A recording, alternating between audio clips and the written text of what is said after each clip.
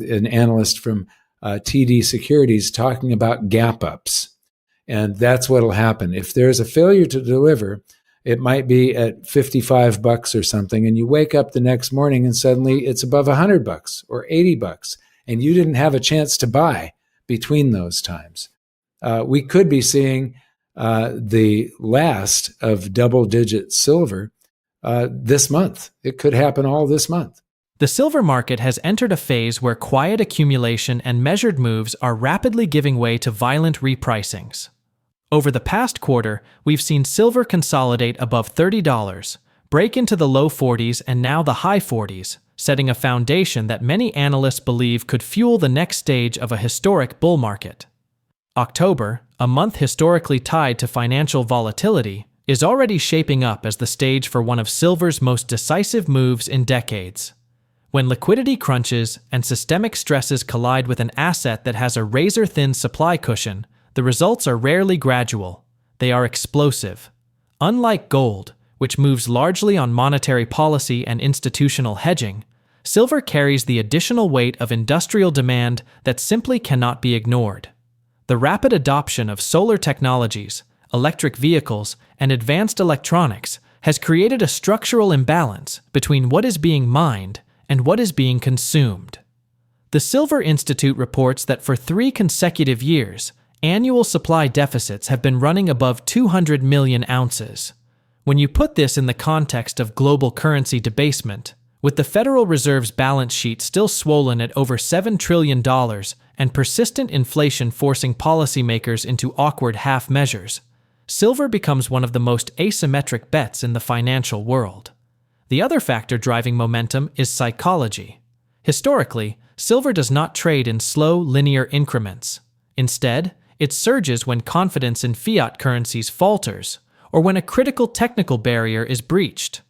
Once those conditions align, investors are often caught flat-footed, watching prices gap higher overnight. This is why the metal is known for life-changing generational moves that take place over very short time frames. The underlying setup we're witnessing today, tight supply, massive pools of global liquidity, and a growing sense of instability across bond and equity markets, creates the perfect storm for silver to deliver precisely that kind of move.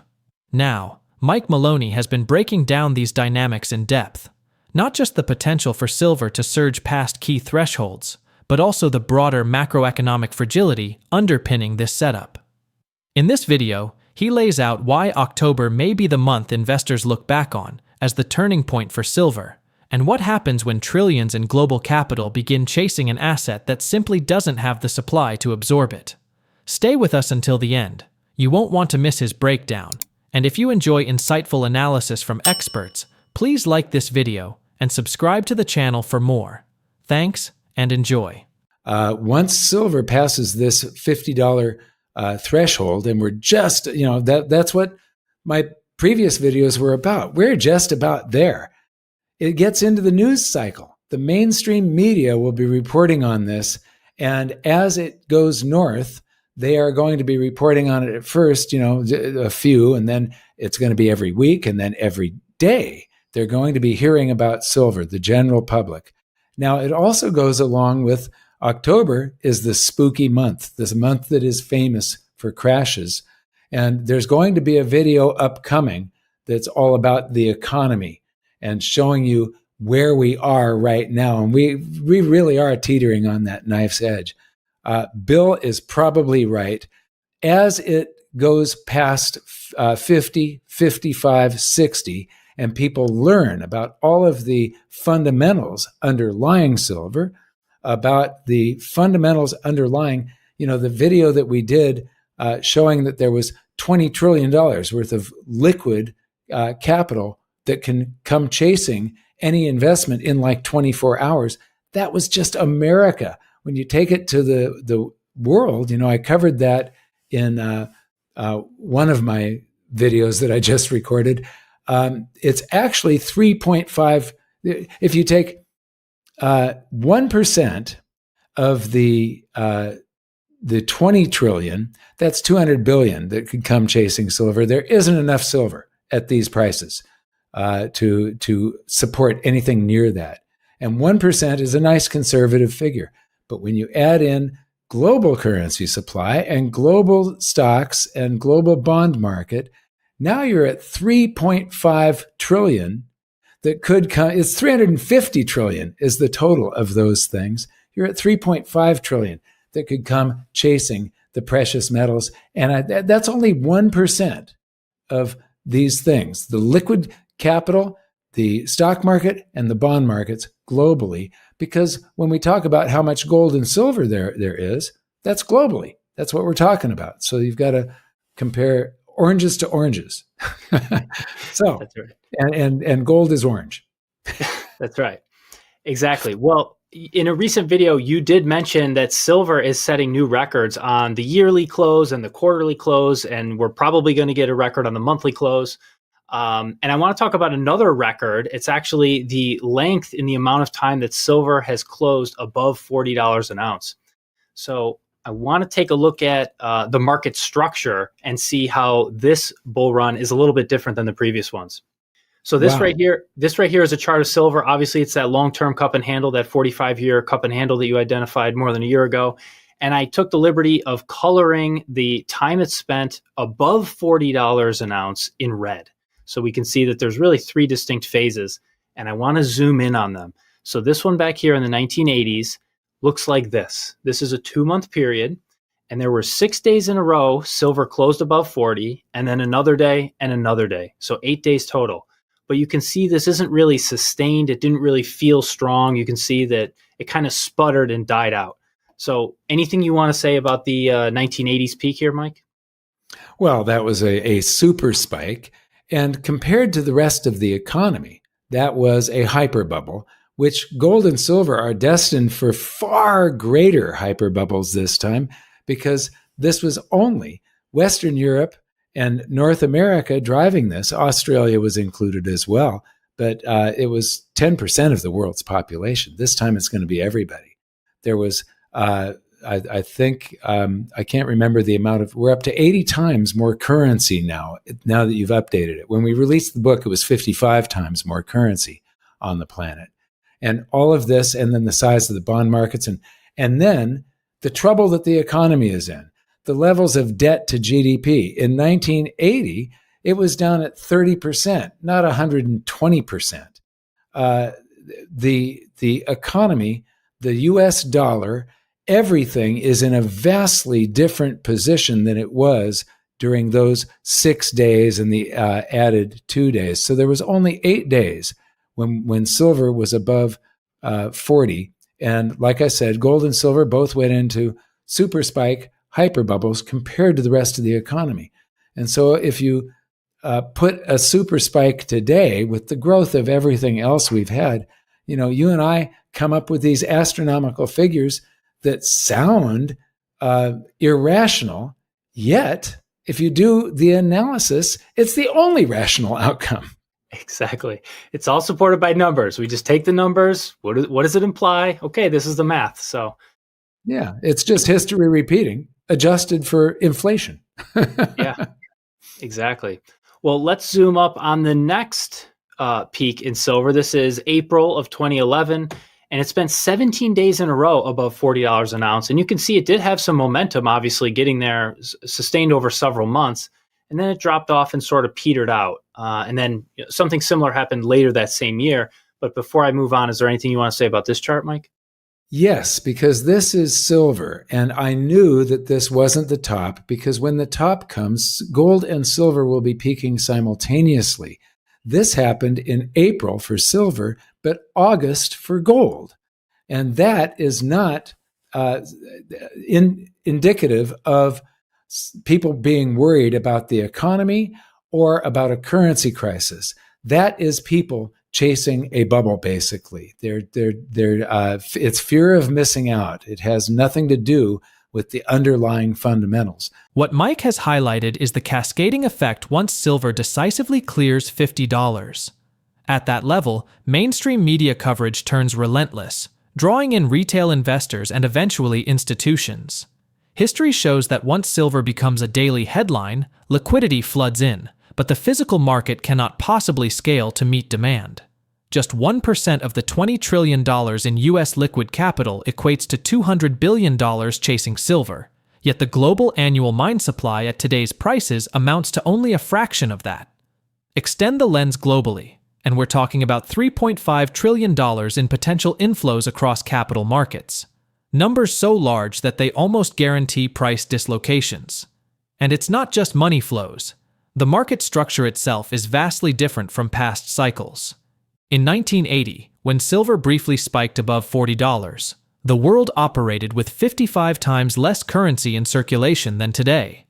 By 2011, when silver again touched $50, gold and silver peaked months apart, signaling speculative froth rather than systemic crisis.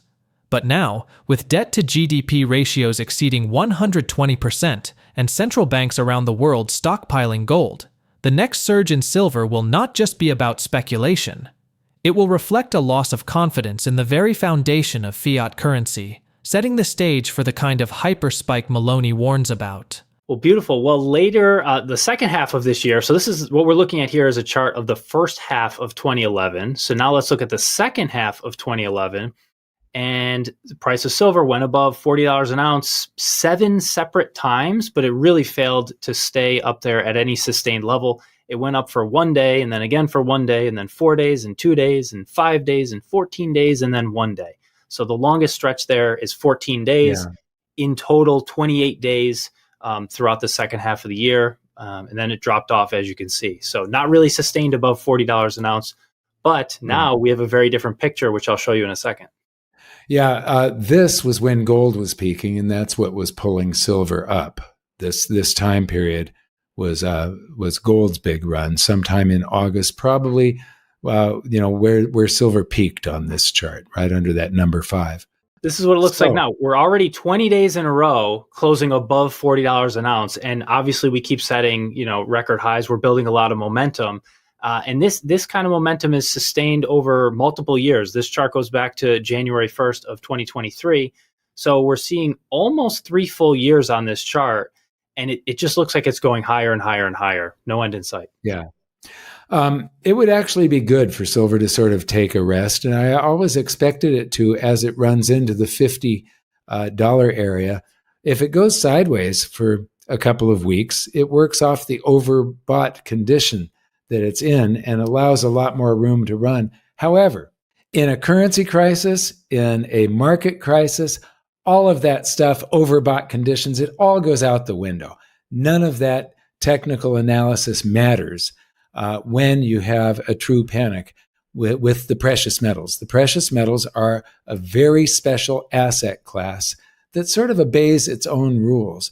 And we showed that in our book, The Great Gold and Silver Rush of the 20th century, when you get to the area, the section on Giffen goods, and the gift of Giffen was the section.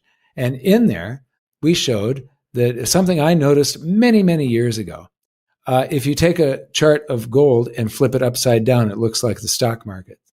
It's got rounded tops when you flip it upside down and very sharp, spiky bottoms, just like a market crash.